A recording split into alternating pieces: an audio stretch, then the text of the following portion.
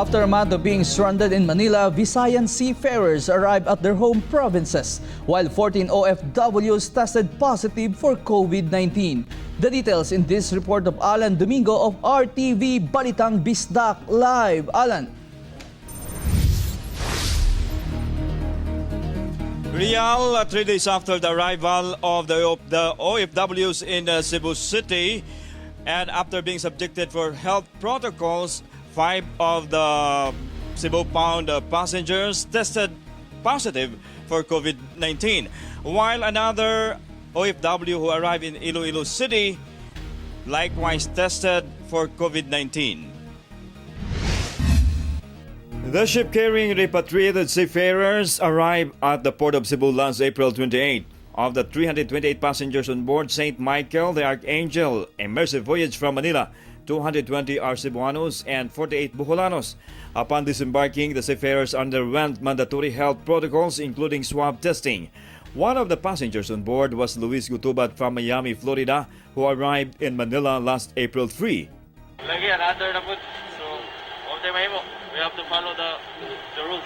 After going through the health protocols, they were then brought to 3 hotels in Cebu City where they will undergo the 14-day quarantine.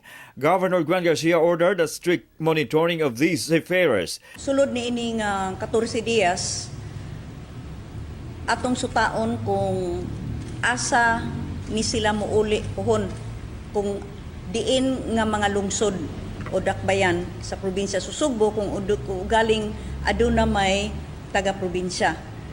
Kay aron ato masultian daan ang mayor aron mapangandaman ang ilang pag-abot dito. Aside from the 14-day quarantine in the city, these OFWs will yet again be subjected to home quarantine in their respective towns. Yesterday, Governor Garcia announced the result of the swab testing and 5 of the OFWs were found to be COVID-19 positive. The 5 are currently isolated from the other OFWs inside the hotels and will be soon be transferred to their designated quarantine facilities.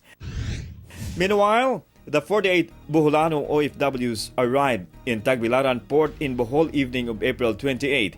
They were met at the pier by the members of Tarsier 117 response team and were immediately brought to the facility for the 14-day quarantine. 175 OFWs arrived in Iloilo on April 29. OFWs from the provinces of Iloilo and Guimaras and Iloilo City are under 14-day quarantine in a hotel in Iloilo City, while those coming from other provinces are also quarantined in their respective provinces.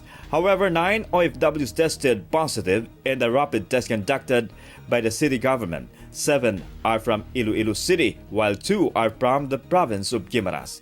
The hotel where they are staying is now under lockdown. Back in Cebu, the cities of Cebu, Mandaue, and Lapu-Lapu will be conducting massive testing starting next week.